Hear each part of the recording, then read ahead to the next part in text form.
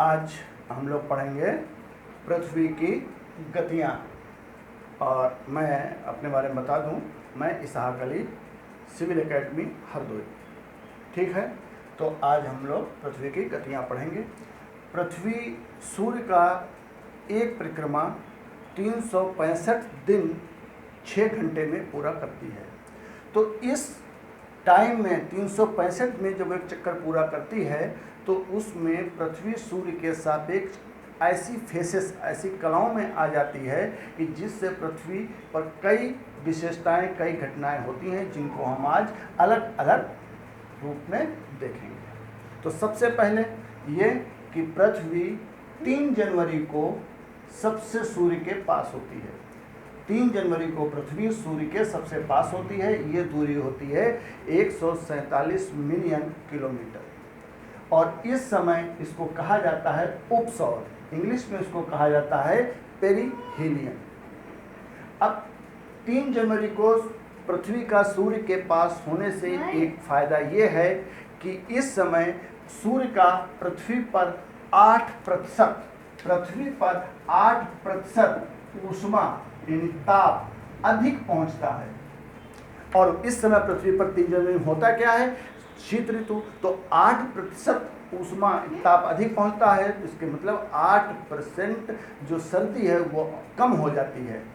ठीक है, और इसी प्रकार ये जो है 4 जुलाई को सूर्य से पृथ्वी सबसे अधिक दूरी पर होती है। इसकी दूरी 152 मिलियन किलोमीटर होती है। इसको कहा जाता है अपसौर और इंग्लिश में इसको एपहीलियन कहा जाता है। 4 जुलाई को होती है। इसका क्या प्रभाव पड़ता है, इस समय सूर्य का ताप यानी ऊष्मा पृथ्वी पर 8% कम पहुंचती है, जिससे जितनी गर्मी पड़ती है उससे 8% गर्मी कम हो जाती है। इसका यह प्रभाव पड़ता है। इसी तरीके से ये 21 मार्च और 23 सितंबर को 21 मार्च को और 23 सितंबर को सूर्य की लंबवत किरणें विषुवत रेखा पर पड़ती हैं। 21 मार्च और 23 सितंबर को सूर्य की लंबवत किरणें विषुवत रेखा पर पड़ती हैं। और इस तारीख को दिन और रात 12-12 घंटे के होते हैं। यानी 21 मार्च और 23 सितंबर को 12 घंटे का दिन और 12 घंटे की रात होती है। इसका मतलब दिन और रात बराबर होते हैं। इसको विषुव कहा जाता है। विषुव यानी पृथ्वी पर दिन और रात बराबर, 12 घंटे का दिन, 12 घंटे की रात होती है। सूर्य 21 मार्च को विषुवत रेखा पर कब चमकता है, जब सूर्य पृथ्वी के उत्तरी गोलार्ध की तरफ आता है, यानी उत्तरायण होता है, तब सूर्य 21 मार्च को विषुवत रेखा चमकता है। 23 सितंबर को कब विषुवत रेखा चमकता है, जब सूर्य दक्षिण गोलार्ध की ओर जाता है, यानी सूर्य दक्षिणायन होता है, तब ये 23 सितंबर को विषुवत रेखा पर चमकता है। अगली बात ये है 22 दिसंबर को। अब 22 दिसंबर को हम लोग जो है, इंडिया है वो उत्तरी गोलार्ध में है, तो 22 दिसंबर को पृथ्वी पर उत्तरी गोलार्ध में जो है सर्दी पड़ती है और सूर्य इस समय दक्षिणायन होता है। तो इसके मतलब 22 दिसंबर को सूर्य मकर रेखा पर लंबवत चमक रहा होता है, मकर रेखा पर लंबवत चमकता है। तो इस 22 दिसंबर को दक्षिणी गोलार्ध में ग्रीष्म ऋतु होती है और 22 दिसंबर को दक्षिणी गोलार्ध का सबसे बड़ा दिन और सबसे छोटी रात होती है। और 22 दिसंबर को दक्षिणी गोलार्ध में ग्रीष्म ऋतु और उत्तरी गोलार्ध में जो है वो शीत ऋतु होती है।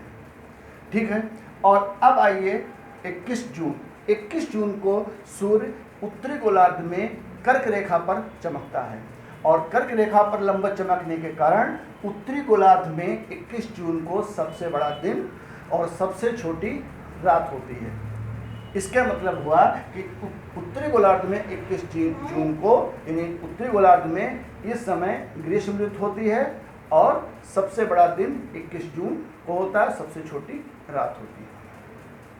तो 21 जून और 22 दिसंबर को, तो 22 दिसंबर वाले को शीत अयनान, इंग्लिश में विंटर सोल्स्टिस कहते हैं, और 21 जून को ग्रीष्म अयनान और इसको समर सोल्स्टिस कहते हैं।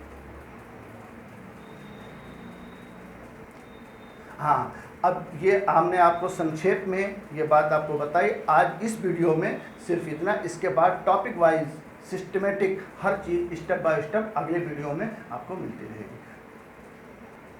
हाँ, और एक बात आप लोगों से, जो हमारे स्टूडेंट्स हैं जो वीडियो देखते हैं, हमारी जीएस पसंद करते हैं, वो कोई भी क्वेरी हो, कोई भी कमेंट हो, कोई भी सजेशन हो, आप हमारे यूट्यूब पर तुरंत उसको करें ताकि हम आपके अकॉर्डिंग दे सकें। ज्ञान होना बड़ी बात नहीं, बात है कि हमारी बात ज़्यादा से ज़्यादा आप तक पहुँचे, ये सबसे बड़ी बात। इसके लिए आप हमको सुझाव देते थे।